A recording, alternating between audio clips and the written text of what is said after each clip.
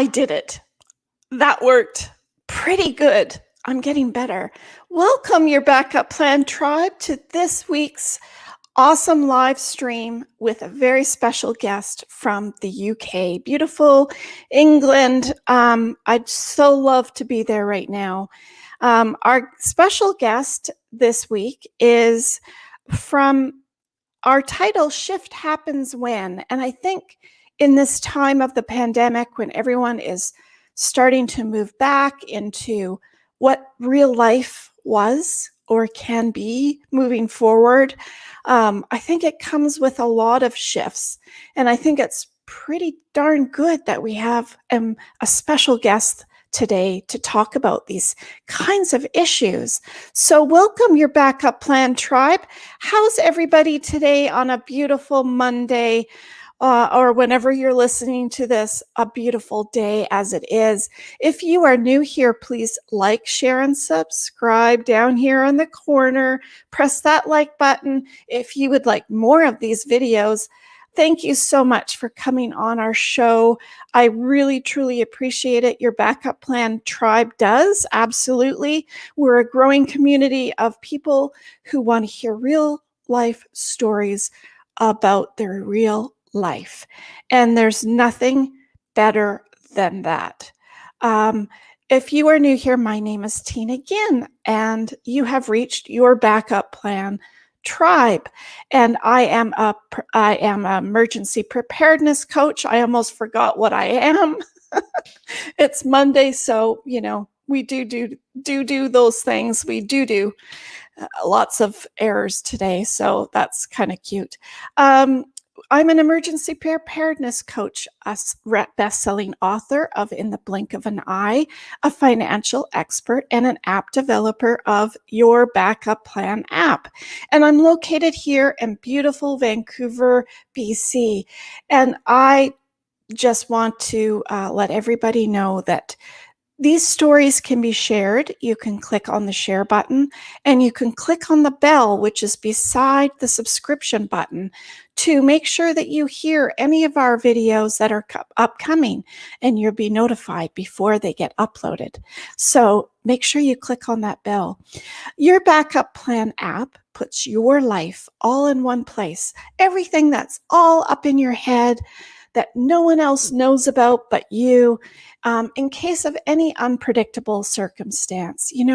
We have storms that come through our lives, sometimes many things, sometimes one thing, sometimes we have to be prepared for that unexpected. And your Backup Plan app helps you get organized, helps you put those things all in one place so that you don't have that painful aftermath that comes with that tragedy, with that trauma, with that experience of maybe hearing that cancer word, or a car accident, or in a coma, or a flood, or an earthquake, or even a tornado.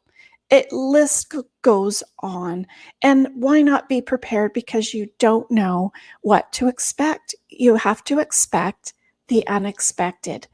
So today, I'd like to also welcome my German listeners, because our biggest listeners for our show has been United States, Canada, Germany, and Ireland. And I'm still working on that Irish accent, but I'll thank my German listeners. Meine deutsche Freunde sind unserem Podcast willkommen. Wenn Sie Kommentare haben, können Sie gern Fragen stellen.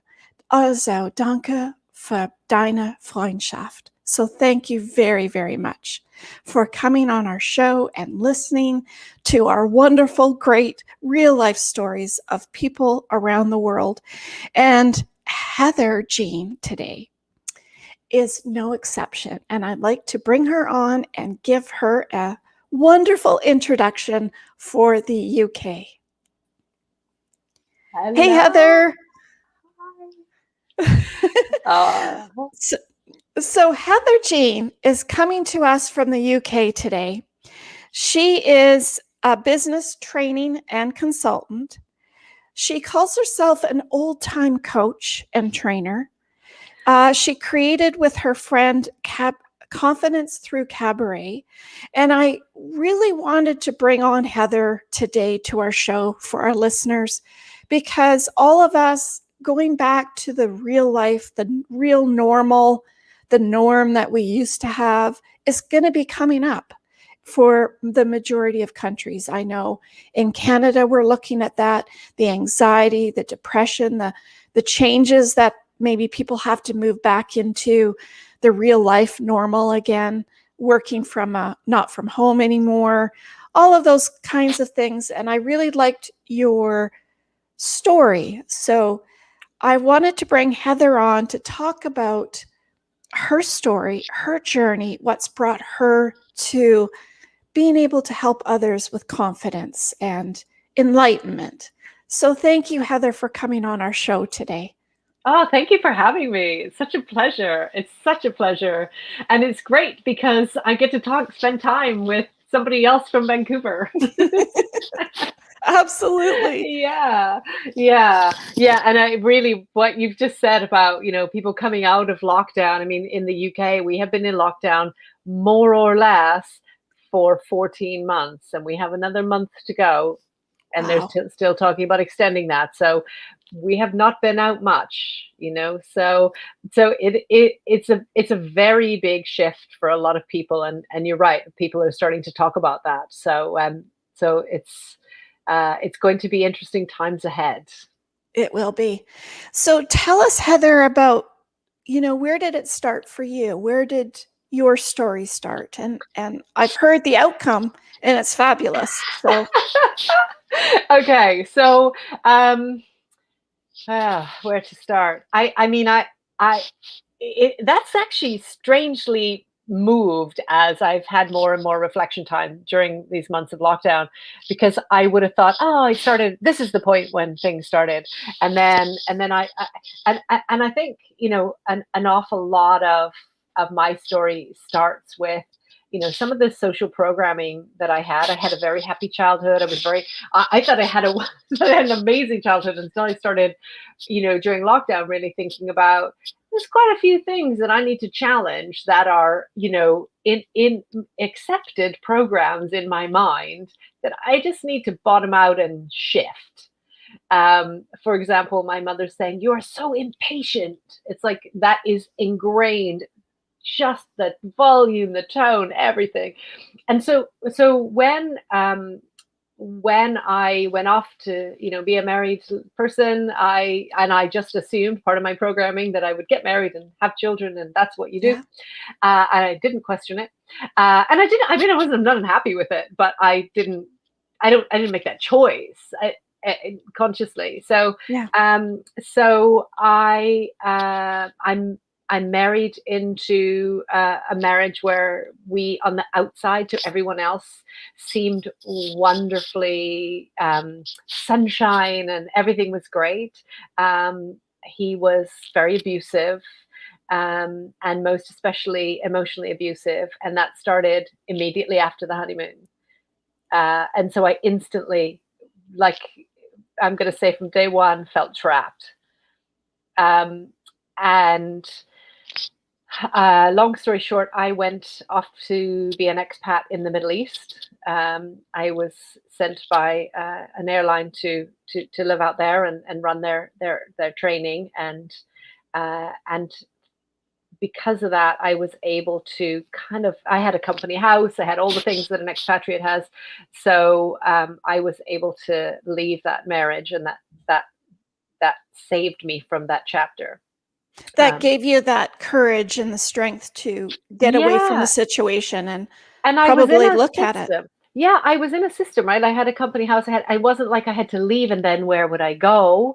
It Mhm. wasn't like, um, like, I'm from Canada, so I was living in the UK. It wasn't like, oh, I don't have any family here, or I have no support system, or I cut it because I was an expatriate, and I had a lot of support around me, and just the way that the culture is set up, I was able to do that, and say no, enough, you know, um, and and I thought, okay, so that's good, so I'm sorted, I'm okay.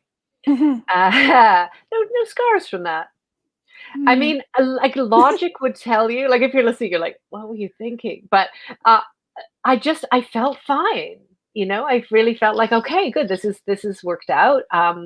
I then met my second husband, and we went on to raise, 2 children that he had from a previous marriage, uh, where their mother had left, and we raised two of our own children, uh, and I thought, "Okay, great, everything is good." And then things didn't go so well.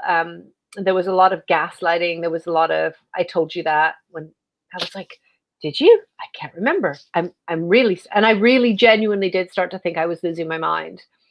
Um, and I felt that too. uh, and I just couldn't. And I when I came back to the UK after I was repatriated back to the UK in the mid '90s. I had children, and I beautifully compartmentalized everything. So I loved raising children. So I had my children, and that was all organized. I had my business, which I didn't start. It happened by accident because I had been head of training for a major international airline. And so a couple of companies, one of them has a very famous mouse as their mascot. It's like they said, "Oh, will you come and do some work for us?" And I went, "Yeah, okay, great." And so and then and that was over 25 years ago. So I've never, my business kind of grew. And so I've traveled all over the world, and I had a wonderful time because I had my own business. I had other trainers working for me. So I was able to look after my children, have all the time I wanted with them. I was at all the school concerts, and I worked my own hours. And it was just a beautiful balance. It was a very lucrative thing to do. And it was great. Um, and so I And it's compartmentalized really it. and it's really important as a woman to be able to have that flexibility to be able to be there for their kids, I Oh, think for absolutely, yeah, absolutely. I yeah. didn't I didn't wanna be, I wish I had wanted to stay at home, but I didn't want to. And I I I needed to be, but I didn't wanna miss out on anything that my children did. Not a after school game, not something on the weekend, not Yeah. anything. And I was able to move it around, and clients would say, "When are you available?" And I would give them my availability based on their school calendar. Right, right. And So I yours. had, Yeah. and mine, yeah. Well, I'll come back to that, and mine, because I didn't really have one. So what I didn't realize is, there I am, I'm trying to make my marriage work, and I'm starting to think I'm losing the plot. I've got my children, and I'm looking after that, and I was involved in literally everything. And then, and I had my community. I volunteered at a local rugby club for children, because I think it's that sport where it's inclusive and supportive is important. So I did all these different things, and I had all these little boxes, and I Mhm. controlled them all. And I didn't realize that I didn't have one for me. Like, I did, but I didn't. I was like, "Yeah, it's not that important. I'm happy. It's fine." And what I found out during the pandemic, or actually probably the year before in 2019, is that, um, the reason why I kept so busy is because it meant that I didn't ever have to ask the question, "How do I feel?" Isn't that the truth? Like, we should be actually listeners, we're gonna be silent for 1 minute. We're going to really bring this into our heads because do we? Once we get into a marriage or a relationship, do we? Do we? We forget about ourselves. Yeah, Yeah. it's true. And when we're trying to make everybody else happy, then we can say, "Well, my children being happy made me happy. My business going well made me happy. My marriage going well made me happy." Mhm. But then what do I do for me? Right. And how do I feel? I see, I just went, I've got a little bit of space on a Saturday. I'll fill that up too." Yeah. So that I didn't. I was never still. And I thought, I'm an extrovert. I have lots of energy. I draw energy from others. I mean, this is what I do in my training business is help people understand personal awareness and preferences and connecting with others who have different preferences and all that stuff. So I know the Carl Jung stuff deeply, and I still ignored it because I thought, well, I'm an extrovert. That's why I'm always busy. Yeah, making excuses for ourselves, and Yeah. so many, just like we make excuses for our spouse or partner too. Hmm. He's talking like that because of this, or he's acting like that because of this, or Yeah. Well, so then I he in his late 40s was diagnosed with Alzheimer's. oh Well, he dear. wasn't diagnosed then. He started to show symptoms then, and we couldn't get a diagnosis. And I became quite aggressive about it because the National Health Service in the UK is wonderful on some hands, but not for anything that is out of the norm. You're supposed to be over 65 before you can have that assessment, all these, criteria. And he couldn't possibly have dementia. He's too young, Mhm. And so I went to a clinical trial with a private pharma company, and they did the assessment and said, yeah, yeah, that's Wow. Alzheimer's. Wow. So we knew his mother died of Alzheimer's, and we knew during that time as well. So he had to watch her in the same condition that he was heading into, which was difficult. And we knew that's where this was headed. And you would think that we would have planned everything, right? Yeah. But I've never been able to work out. I'll never will be able to work out where the gaslighting ended and where the dementia kicked in, and where the things were. So he had a lot of things. He unfortunately did the accounting for my business. Oh, okay. And he did everything as you're supposed to. He had passwords, individual passwords for each thing, which he never wrote down. Oh dear, dear. So what happens when you get dementia and you forget all those passwords? So there are things now, just over 2 years later, that I still can't access. Oh my goodness, I'm sorry. Yeah, it's a huge mess. There are all kinds of external drives. I can't get into them. I can't, yeah. So I couldn't even get to things like the accounts package, So that's why I'm so excited by the backup plan. It just was, yeah, and I don't know. He went downhill very, very quickly. I mean, much quicker than anyone would have expected. I think Um, I've heard that before with Alzheimer's or dementia. If you get it the younger you are, the faster it moves. I don't yeah, know if that's true or not. I mean, it's about the plaque on your brain.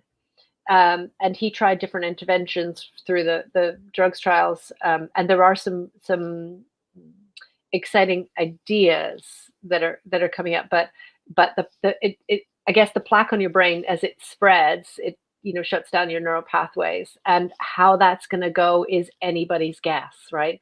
so Right. so for some conditions, you wouldn't be able to, you wouldn't recognize people that you would have known before. That never happened for him, but he could know, this is my son and this is my daughter, but he would say, have you two met? Like, he couldn't make that relationship.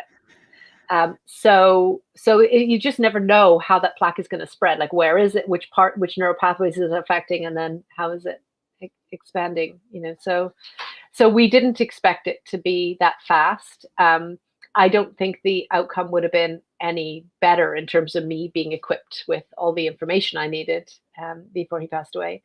Um, but during that same time, my youngest, who is now 20, was leaving for university, um, and I had diagnosed breast cancer, and Oh, I had to leave my home because I couldn't stay in that home. Partly now, looking back, I think, well, I would have been crazy to have a great big family home anyway, because, my children weren't there. But at the time, I was very angry that I had to leave because of the financial mess that he had left me in, and I couldn't find the funds and I couldn't do anything.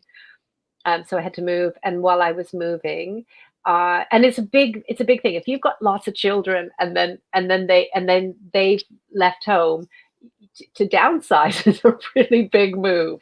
I had to get rid of at least 60% of my stuff. So you And I, had two shifts. You had a shift with your husband leaving and a shift with your kids leaving home. yeah, So you had this within 3 huge, weeks of each other. Yeah.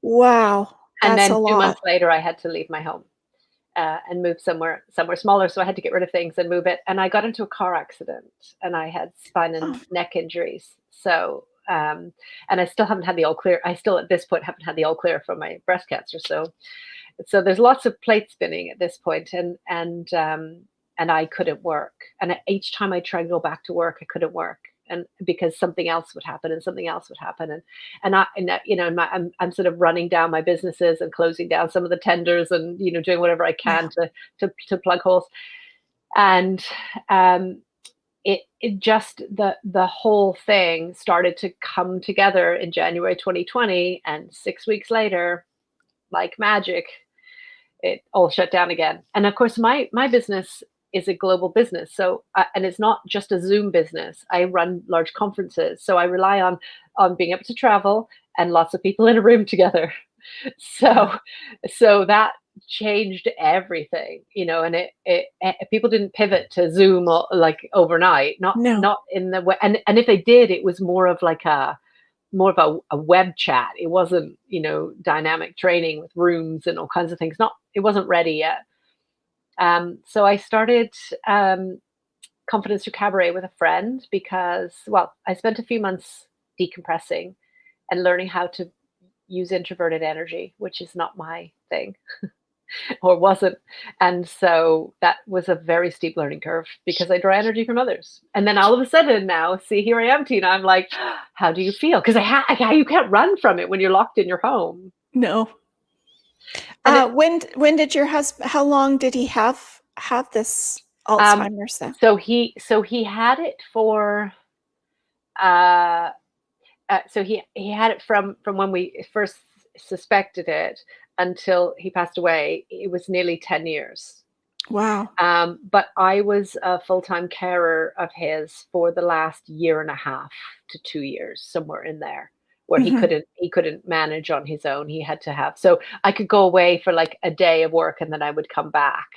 But I never knew what I was going to face. I mean, so here's somebody who has got it all figured out apparently, and I've got my children are all in the sorted, and my business is all sorted, and even at this stage now, I'm even trying to control all these things with my late husband, and everything's sorted. His meals are ready, so I can go to work, and it's all everything is. I can just control my way through all of these things, Well, and where on earth would you find time for yourself with all of that?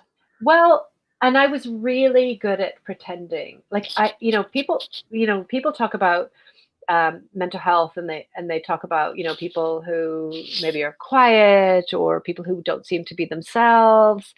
But I was really good at masking all of that, right? Like I was not okay, but I was like, yeah, I'm fine, because in order for me to tell you that I'm not okay, it has to come through me. And I wasn't willing to accept it for myself. I wasn't willing to tell myself that. So I couldn't tell Yeah. anybody else that. So I couldn't accept any help because I couldn't I couldn't acknowledge that I needed help. Hmm. There was just no way. It was so tightly wrapped and shoved beautifully down at every corner inside me.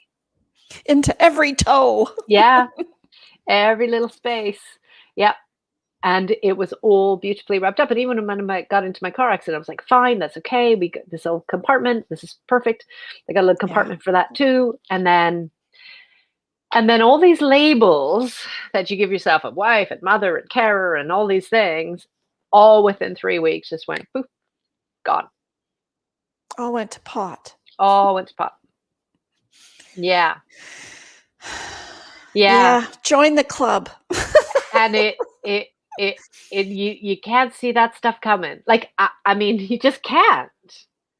No. And certainly not the timing. Like, I think, I could have seen where it was headed with my husband. What I couldn't see is the mess that he'd made of the accounts for a decade that I didn't, because we didn't know how bad it was. We just couldn't see it. And then it became very clear. And by then it was too late. but it's the rest of the stuff you can't. I mean you can though, really, because hopefully your children are healthy and strong enough to be able to go off on their own, and you see that coming. You should be able to, right? We Right. just like to deny that, right? Because it suits us to have this other narrative where they're going to be with us forever and it's all going to be happy families. But and then you're like, yeah, okay, well, so I understand cancer, but that's not going to happen to me, right? Right. And yet it did, and I knew I had it. I insisted on a mammogram. I didn't wait until I got it and then they found it. I approached You them and they knew. said, I did. I knew. Mhm. And they were saying, well, this is ridiculous. And I phoned the hospital and they said, no, we can't do that. And I said, no, look, they said, you don't qualify yet. You're too young for this. So I said, okay, here's what's going to happen. You're going to put me through to somebody who can authorize this because I'm telling you now, I need to find this. And they did a mammogram. Of course, they found it. And within a week, I was in surgery.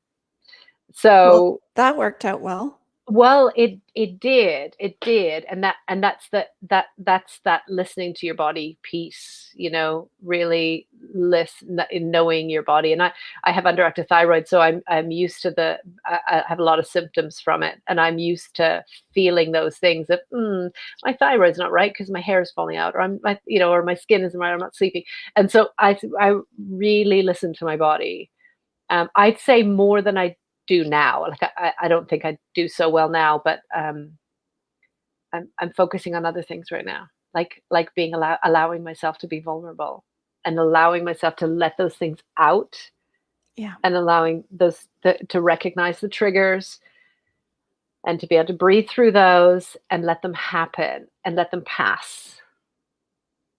Because it was nothing, right? I was like a dam. Like stuff would come in, shove it down. Nothing's getting past this. Yeah. How do you find to be able to release that though? I How mean, do you it's easier now, um, mostly because I recognize when I have a feeling, I don't shove it down. So I did not cry until my husband passed away 2 years ago. I did not cry throughout my entire adult life. I was really good at pretending everything was great because it was like permafrost. But it means that you don't when you have that, it means that you don't feel anything. It's not just you don't feel the bad stuff. You don't feel feel? Period. anything. No. So so allowing the feelings to come out, allowing things to flow in and acknowledge them and say, this is how I'm feeling, and not judging those feelings and not saying I feel bad or, I don't want to feel like this, but just to feel it and go, okay, oh, I feel that in my chest. That doesn't feel so good. How can I send energy there? How can I breathe through that?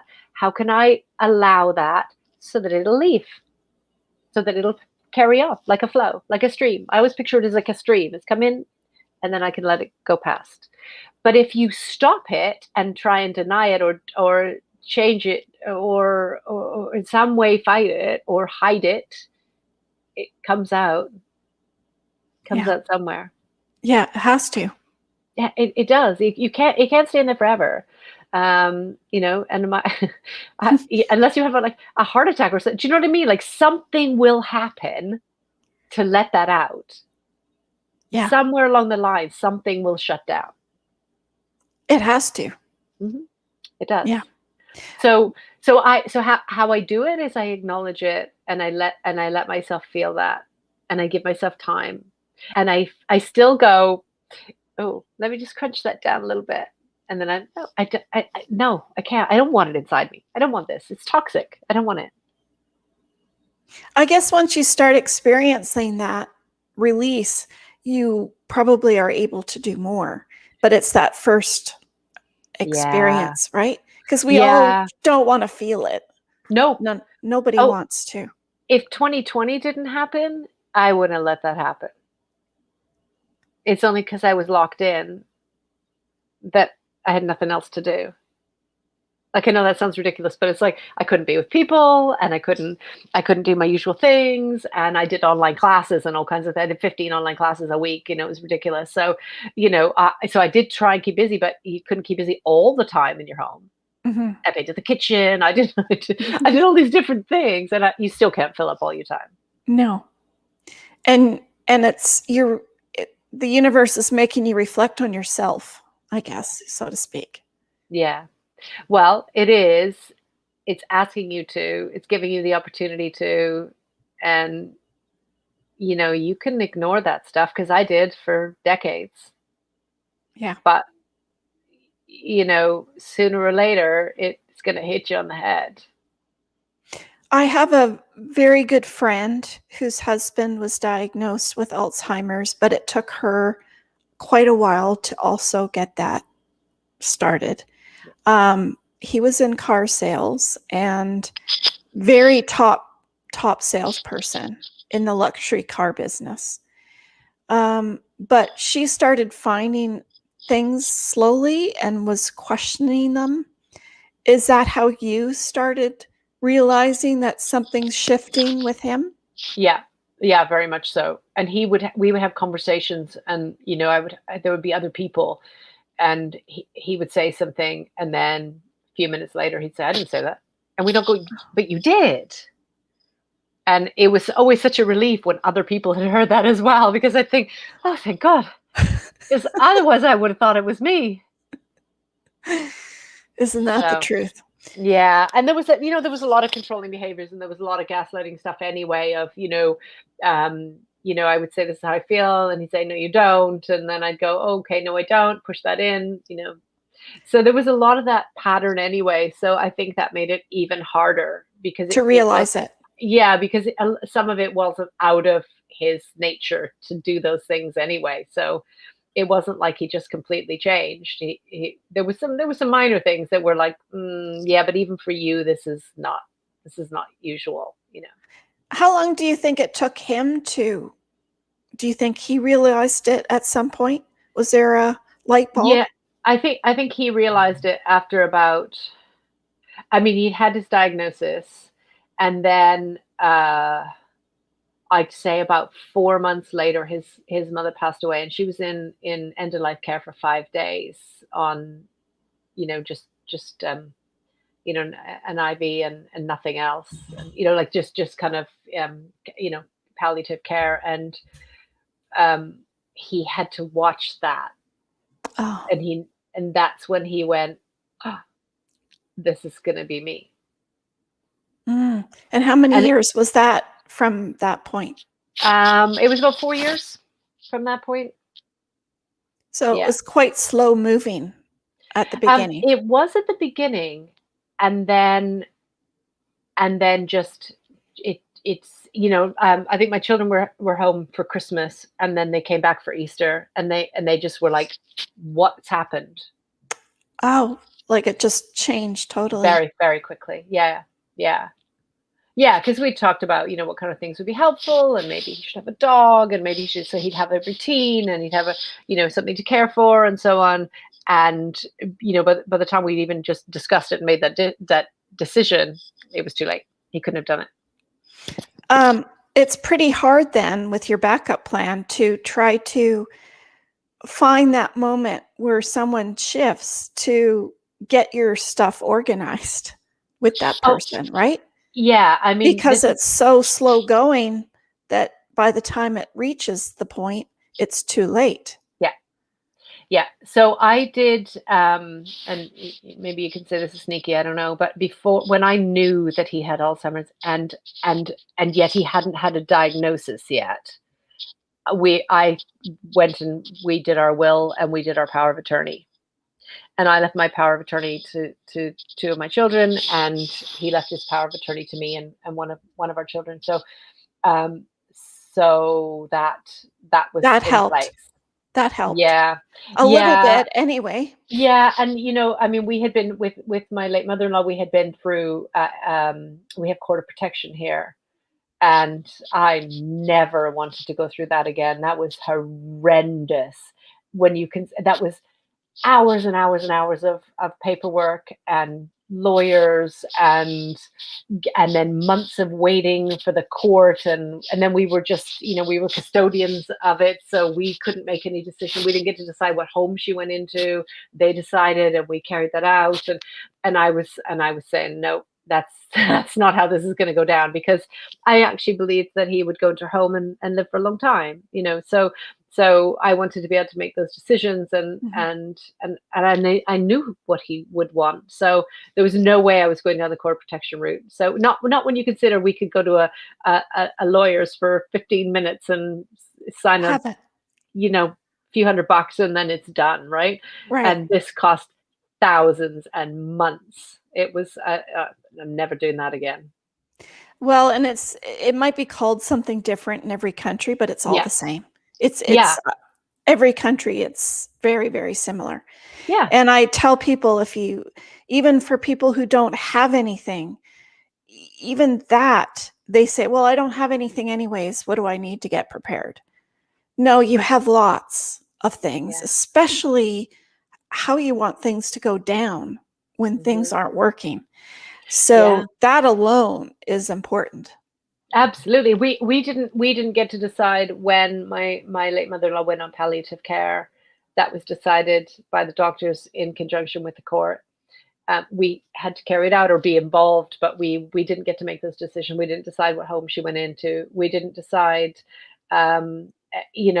anything until obviously then the will kicks in, and she had a will, so we were able to follow that through. But yeah, but even with a will, I mean, if you don't have that, then I mean, you might think, "Oh, I don't have anything," like you say, Yeah. but like even like, how do you want it to go down in terms of, you know, what do you want your family to do or not do, or how do you want that to be, and also there was a huge burden because he didn't plan his funeral or his service. There was a Yeah. major thing. My parents planned, their more or less their funeral. They chose things that meant something to them. Right. But when my late husband passed, in his will, he hadn't done anything like that. So we had to choose music, we had to choose, Words, celebrant, we had to choose words, we had to choose, music. and in a distressing time, that's Mhm. the last thing you want to be going through. Yes, absolutely. Because your mind, I tell people, when something happens, even if you're prepared for it, like, your mom isn't doing well or has been in ICU or is in a hospice, like, Mhm. it doesn't matter. Yeah, When the time comes, your brain leaves your body, I swear. yeah, yeah, It's like it doesn't belong to you anymore, and you cannot think clearly at all. yeah. Yeah.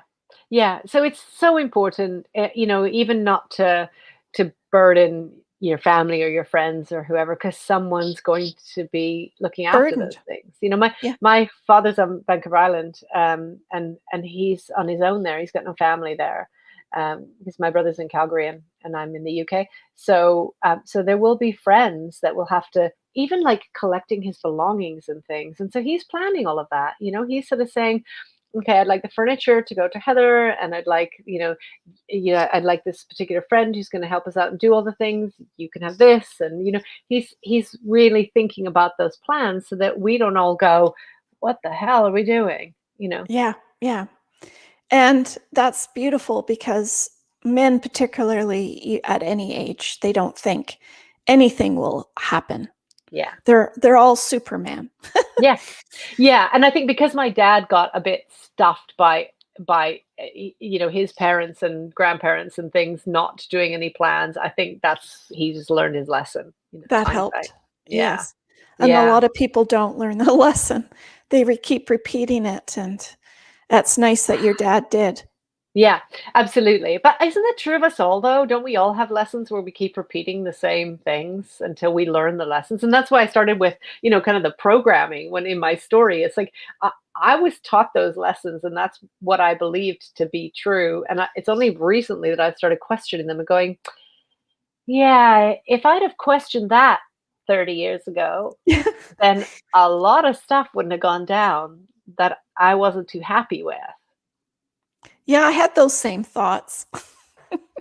And I see how I ended up in both of my marriages, and I see how I made those choices, and I've spent a lot of time reflecting on that and thinking, okay, that comes from my belief of this. Where does that belief come from? Yeah. Is it true? And bottoming that stuff out and really Yes. doing that work. And that's where 2020 has been a gift in many ways for me, because that afforded me that time that I never would have wanted to take unless I had a heart attack or something laid me out. Right. Something hit you over the head and said you're going to look at this. Yeah, yeah, absolutely. And that's just, I started cabaret about 4.5 years ago. I woke up one morning, actually was in Vancouver, and I woke up one morning and I didn't even know what this was, but I said, I need to do cabaret. And I said to my friend there, I need to do cabaret. She said, what the hell is that? I said, I don't know. But I woke up with this knowing that I need to do this. So I had to go and find out what it was. And my friend was like, you're crazy. I can't believe you're going to do this. And I looked up where I could do it and where I could do classes and where I could do like dance and because cabaret is dance or singing, which I was never going to do singing, or it's, comedy or anything that's kind of vaudeville or anything that's kind of stage. And it was really just, comedians all start in a cabaret kind of environment, right? Because they all start in little venues until they get big and can go to the Comedy Store and things. They all start in these little clubs and things.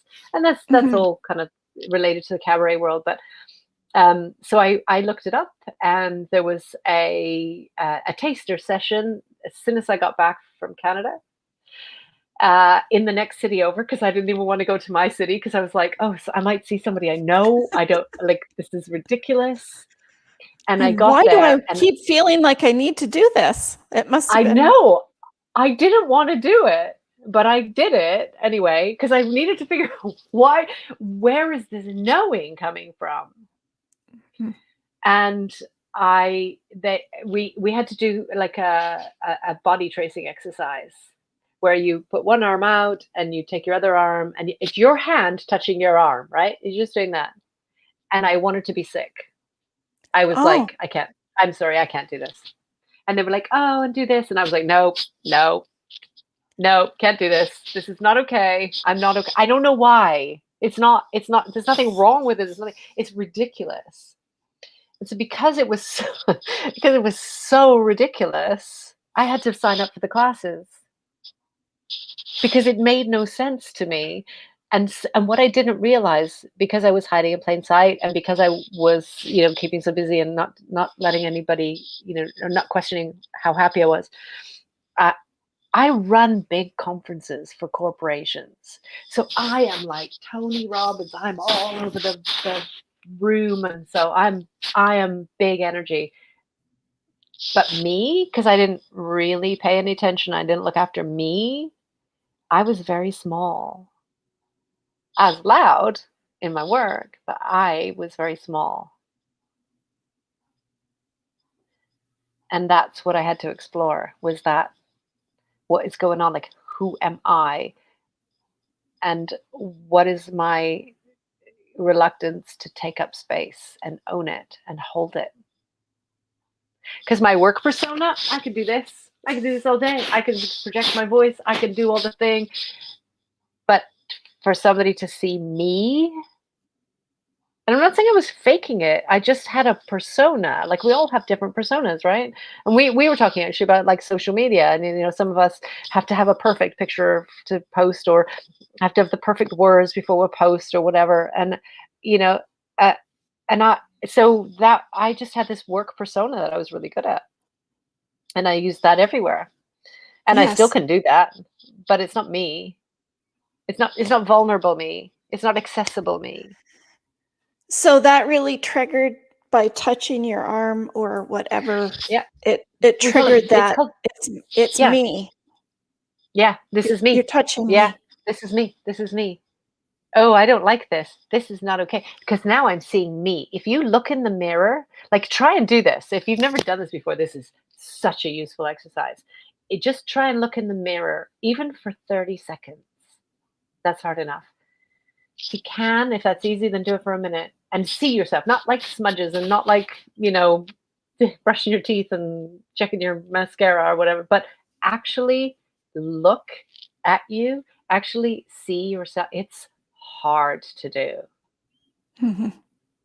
And so I went to the second class, and everybody there said, "We're very surprised to see you because you looked so uncomfortable." I said, And you "No, said, that's why "What?" I'm here. That's why I'm here." And it was hard to do. And I learned to take up space, and I learned to own space, and I learned to perform, and I learned to express my stories and share my narrative. And slowly, slowly it started to kind of unlock some of the things, which was really just so powerful. And Mhm. that's when we talk about confidence cabaret, we don't teach cabaret. We talk about the tools of that enable us to own our space, take up space. It's not only women, but it's like pretty much any woman at some point they'll hit a point when Yeah. they'll say, "Oh, I know what you mean by not taking up space." um and there are plenty of men that feel the same way as well, but it is most women, and we Well, and don't share our voice. I think the masks didn't help the situation for that Yeah, purpose. yeah, Because I find you can go into a store and you can feel almost invisible with putting on a mask. yeah, So that I'm sure that hasn't helped a lot of different people with those issues. yeah, absolutely. And yet for other people it's made them possibly more comfortable because they didn't want to be seen in the first place. But like, what is what is the point of being here and having this life and not expressing?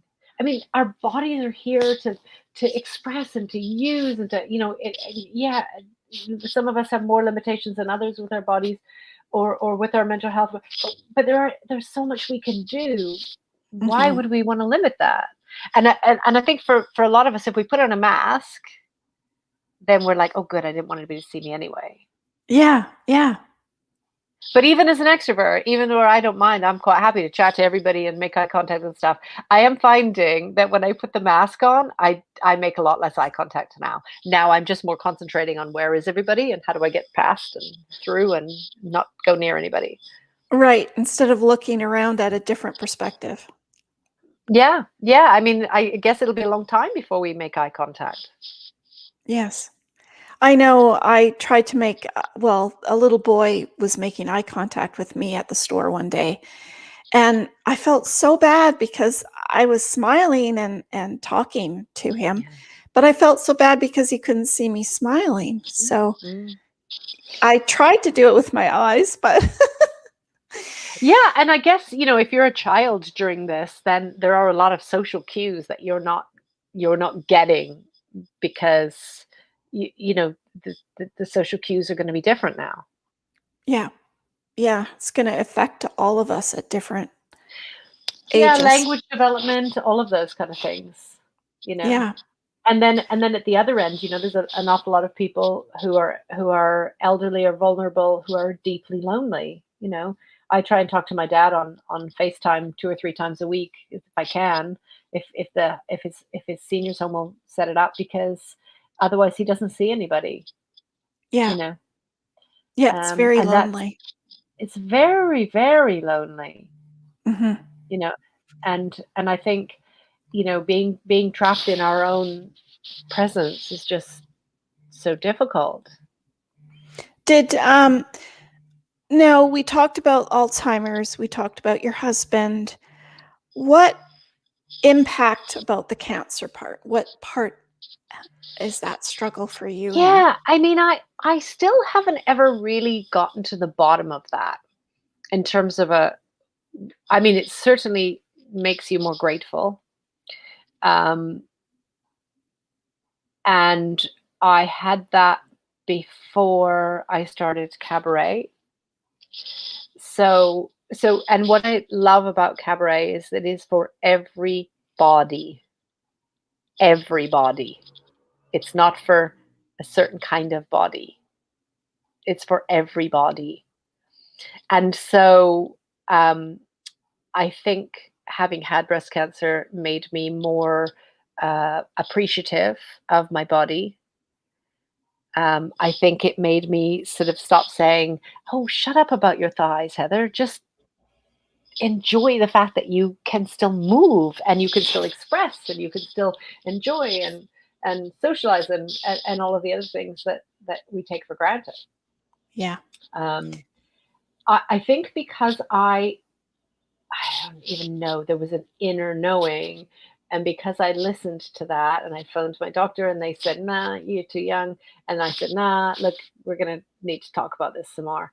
And then they said, "Okay, well, you can phone the hospital and see, but they're not going to do it." So then I phoned, and then, like I told you, I pushed and pushed and pushed. And then they found it. And in fact, when they told me, they said, I had to go back in for more tests within a couple of days. And when they told me, then they had a beautiful cancer nurse who sits in a room with you for an hour, and I kept saying, "Look, this wasn't a surprise to me. I've known for a week, so I'm kind of ready for this. Like I'm really ready for this.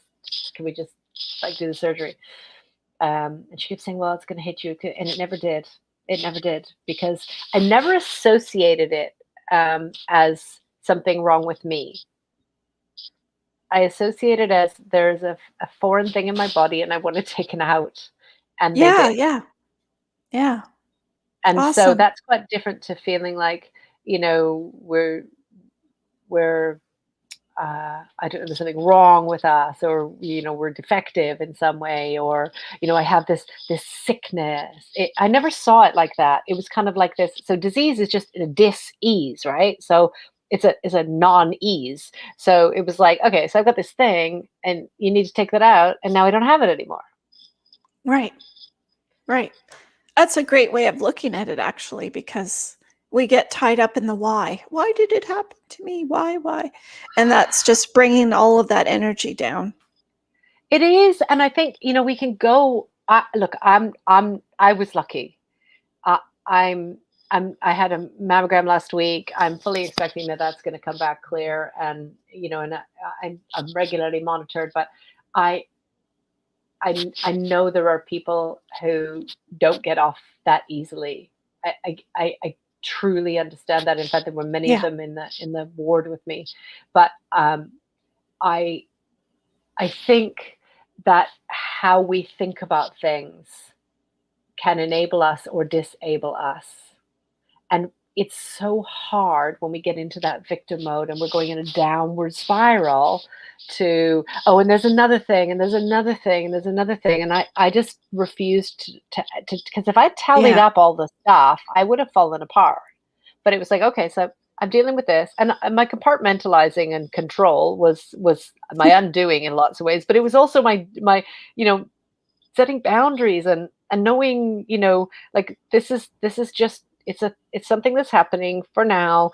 Let's get rid of that, and then let's deal with the next thing. you know Right. Right. so I guess for all those things that were coming up, my being so busy was a blessing. Hmm. um and that's, I guess, when I decided sorry, when I decided that I needed to do cabaret, then that was afterwards. And that was kind of like, why would I not be celebrating my body? Why would I not be moving and taking up space? And what, this is crazy, Hmm. and Um, so it's been my doing. I really liked what you said about confidence through cabaret with putting the three things in boxes. Do you want to go Yeah. over those three things? Because I liked it how it wasn't just one item. It's pulling it out and putting three things, separating them, Yeah. and actually looking at them. Yeah, so I think, confidence is one of those things that ebbs and flows. It's not something where you go to the confidence store and you get it and then you've got it. It comes and goes, right? It's just how that goes.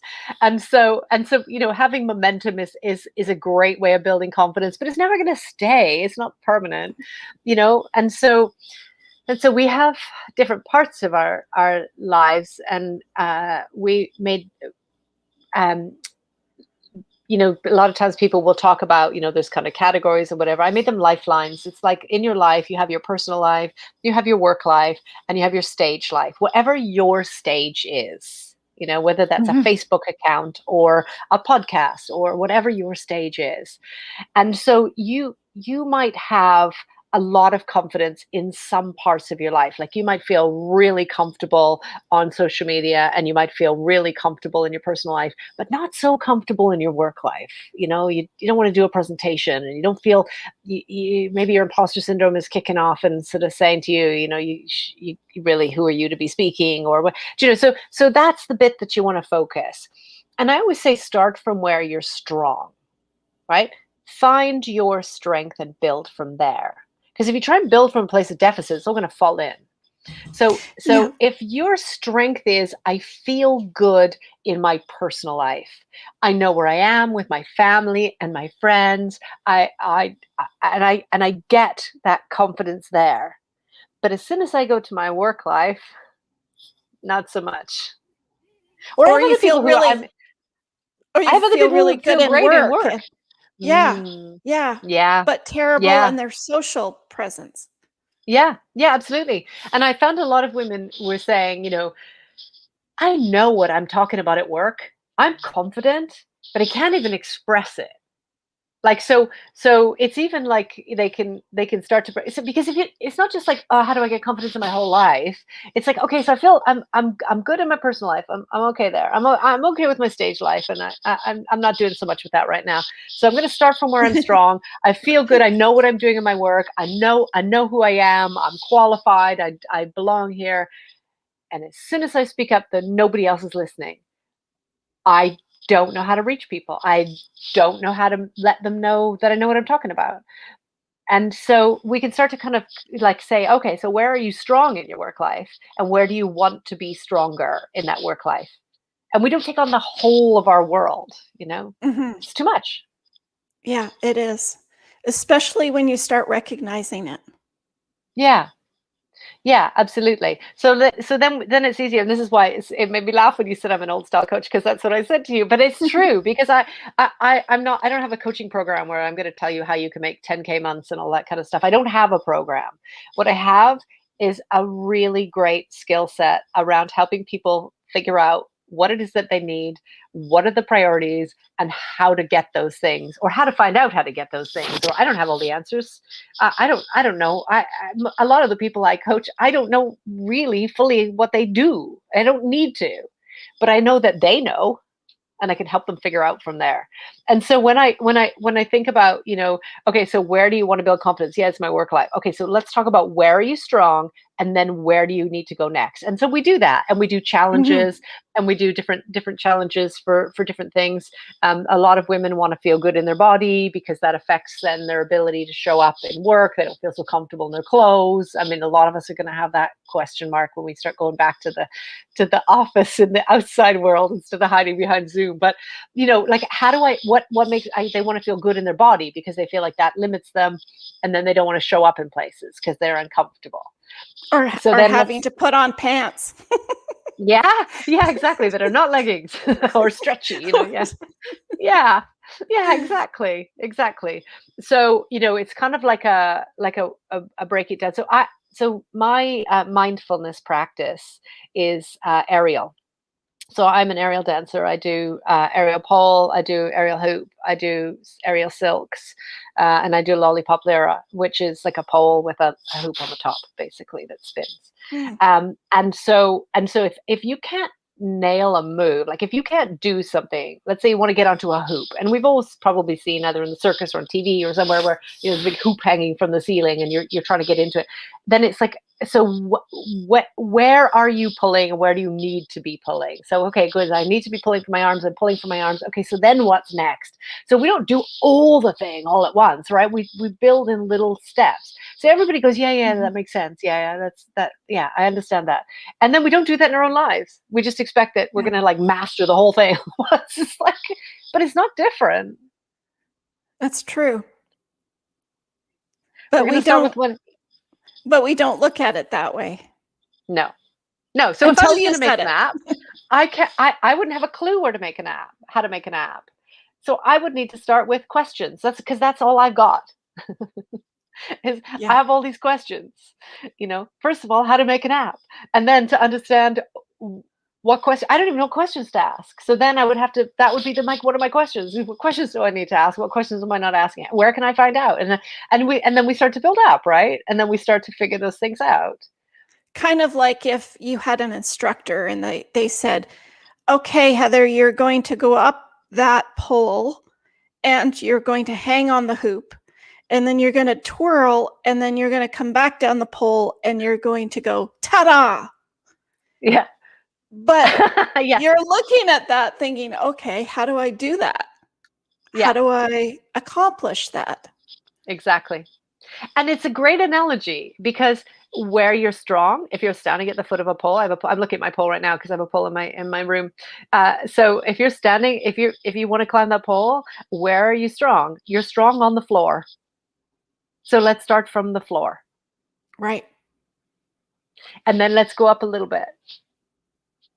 And that might take a little bit of time. And then once that gets easy, then we go to the next bit. Same thing. Yeah. Yeah. But we start from where we're strong. Right. And we haven't given ourselves that analogy. So until your tips and tricks today are for our listeners. Yes. Yay, Thank you so much for that. That's so awesome.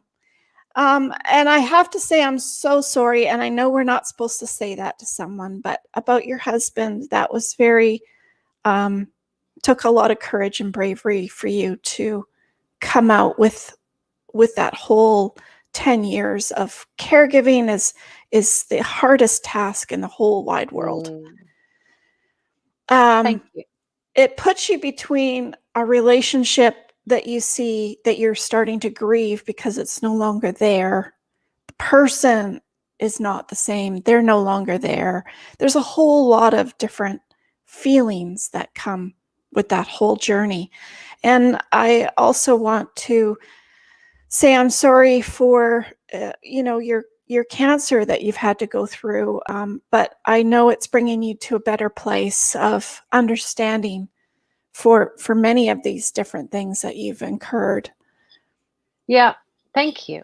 And it has, you're right. It has given me a lot more understanding. And I think, it doesn't help when you're in the middle of it, when people say, well, if it doesn't kill you, it'll make you stronger. It's like, yeah, that's not helpful. but actually, when you come out the other side, it is true. If you let it, you'll learn so much from it. Mm-hmm. If you let it, it might not be an obvious lesson. It might just unlock something else that frees you from a weight inside of you. Or it might be that it makes you really question how you're spending your time and what really matters. There are so many things. Or who matters. Or who matters, yes. In your life. Yeah, absolutely. Yeah. Absolutely. Yeah. Oh, that's really beautiful. Is there anything that you'd like to say for your final messages to our listeners? Well, I guess I just wanted to I know a lot of you either will have grown up children or maybe didn't have children, but if you have children and you don't take care of yourself, you are modeling that behavior for them. Yeah. So when you say, I don't have time for myself because I've got all my children, I was coaching somebody last week on that actually. She said, oh, I've got twins and they're 4 years old. There's no time. And I said, yeah, do you want them to look after themselves when they're an adult? Oh, yes, of course I do. Right. So where do you think they're going to learn that? Yeah. I know I have a funny little story quickly. All those moms out there listening can probably relate to this experience, but I remember one of my daughter's girlfriends were coming over to the house and I thought they were just dropping her off. And that's fine for a play date, no big deal, one morning. But the mom showed up at the door. And here I am in my flannel, the most god-awful flannel pajamas. And, I have no makeup on. You're just hanging around the house. not expecting that anything. And here she comes in, and I look around the corner and I'm just hiding. Here she is with a black leather jacket on and black top pants and boots on, and her hair just perfect and everything. And I'm like, God damn it. How am I going to get through this and walk up to her with my flannel pajamas on? Where can I hide? And so I'm thinking, okay, how do I get upstairs to change? I have to go by the front door. So my daughter was wondering, well, what are you doing, Mom? What's your deal? Like, she had no concept. And I said, I can't go to the front door looking like this. But I did. I did. I owned it. And I'm just like, whatever. It's my day off, or it's my morning off, or whatever it is. And I can look and feel however I want to look and feel. Yes. Yes. Yes, absolutely. We have a rule when we fall off of one of the aerial apparatuses, and we don't, like, when I say fall, it's not when you like fall from a height, but yeah, if you trip, or because we were very high heels as well. So if you trip, or you stumble in some way, then we always just say style it out. So you tripped and then you just style it out, and then you make it go ta-da. It's that, and that's what you did. You just styled it out. I'm in my flannel. Hey, I love that. Maybe I should have unbuttoned it down a little bit or something. But why wouldn't we style it out? I mean, whatever. Like, yeah. But that was the first feeling that and moms have that. I mean, you go to PTA meetings or the school meetings, or you're in with all these other moms, and it's just so hard. Yeah, it's so hard. And I'm very good about boundaries. It's my jam. And my boundary was, I'm not mixing with people at the school gates unless I choose to. Like, I'm not feeling obligated. I'm not concerning myself with I just absolutely refused to do it. And if I didn't want to do it, I sat in my car until I saw my children come out, and then I would go and call them over or whatever. But I just refused to play the games that you can get sucked into. You can get tied into. Yeah. Yeah. Do you find did you find burlesque very similar to the cabaret then? Yeah, so burlesque is one of the forms of cabaret. So burlesque or drag is another one, or you might have drag kings and drag queens. You might have people who do lip syncs, or people who actually sing, or there could be any number of things. But burlesque is my form of cabaret. Aerial. Aerial can be incorporated into cabaret for sure. I don't perform aerial and burlesque at the same time. Because I like to work to a narrative. I like to tell a story, and it just hasn't come out that way. I find burlesque is just a wonderful way of kind of playing a character. I seem to weirdly like all of the horrible queens from terrible fairy tales and things. I like to express all that kind of creepy, something seductive about it, I guess. There is something seductive about it, and yet there's also something taboo about it. Like, we're not supposed to talk about that stuff. That's why I love this podcast, because we talk taboo, and I love it. I do too, and I just think, who made these rules that we're not supposed to talk about the dark side? That's ridiculous. Why not? It's life. Absolutely.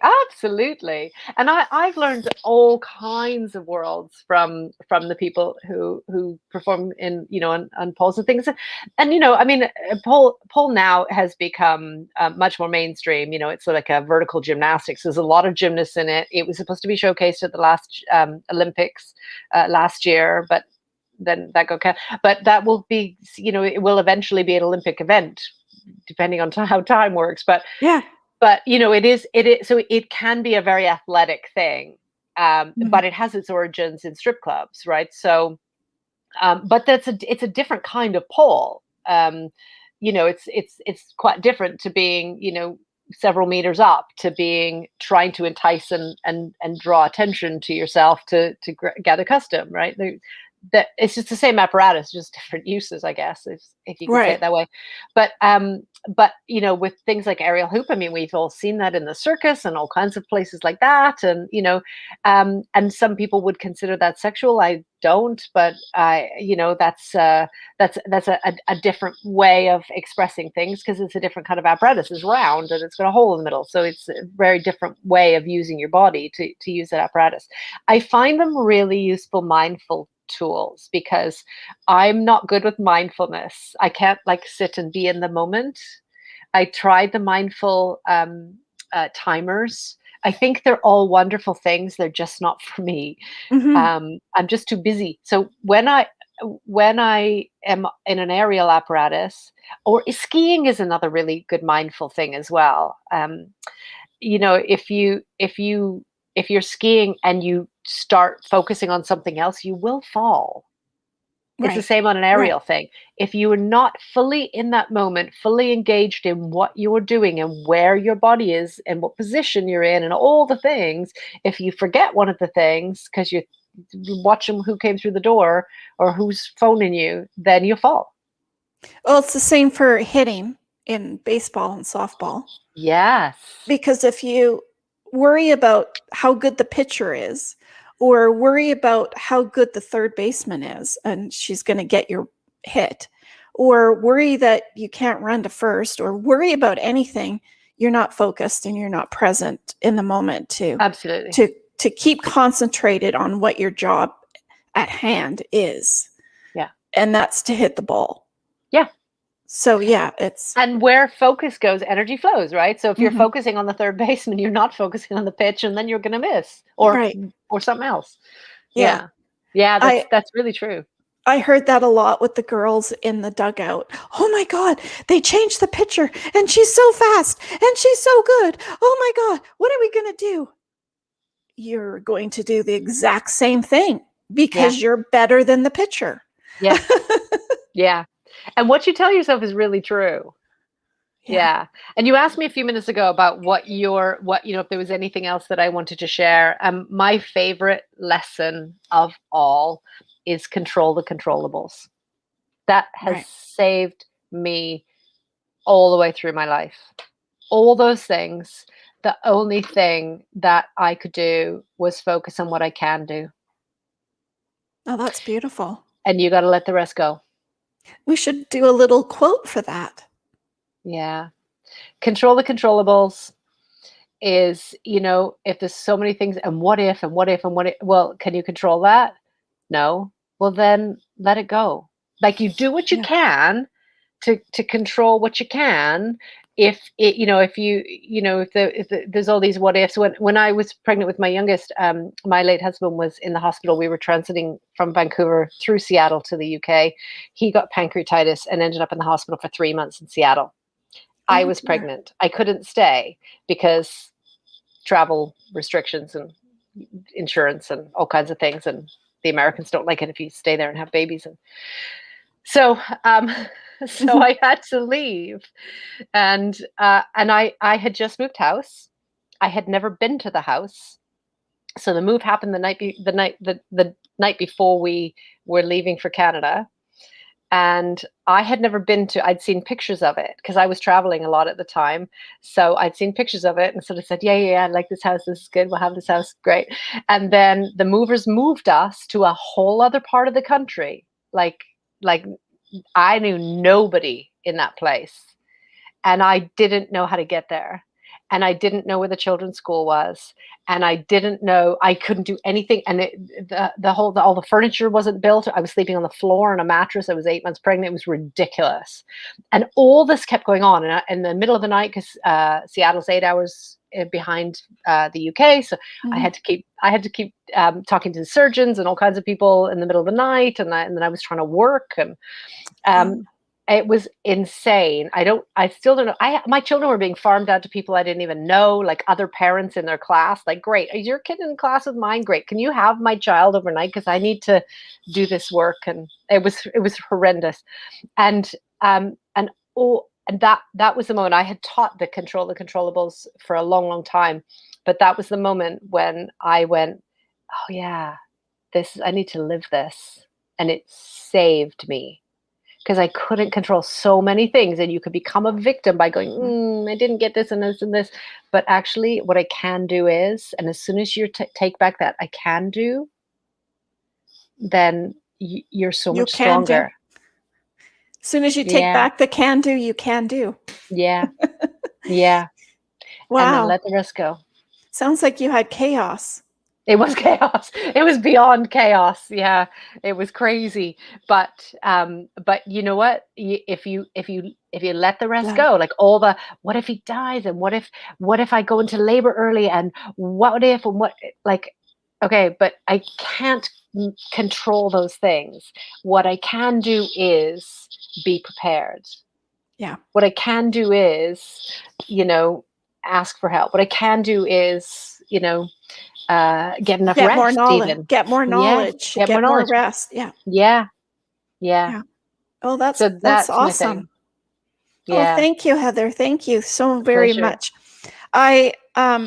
Listeners, join us for real and raw conversations each and every week, because it's people like Heather that can bring us some insight with her journey, how she's learned these lessons for all of us to appreciate. And it took a lot of courage and bravery and learning for herself to be able to bring this and guide us to listen and hear what she has to say. And her story is just beautiful.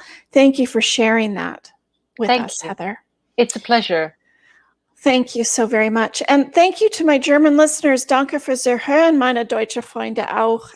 Thank you very, very much for coming out today and hearing this, because it doesn't matter what country you're in, people. It's be prepared for the unexpected, because it doesn't matter where you are. It doesn't matter what age you are. It has no color reference to it. It has no gender. The storms we have to learn to manage can come our way. Prepare for the unexpected. And I always end our podcast with wonderful Carol Burnett, because she was so dear to all of us, a true comedian, a true believer of women as well, I think, and a true make your life fun. So I'm so glad we had this time together just to have a laugh or sing a song. Seems we just get started, and before you know it, comes a time we have to say so long. So long, everyone. Thank you, Heather, again for coming to our show. I truly appreciate it. I thank you so very much. Thank you, thank you, thank you. It was a pleasure to have you on, Heather. Thank you again. It's such a pleasure. And thank you, listeners. Thanks for the show today. Until next one, stay safe. Till next time. Bye.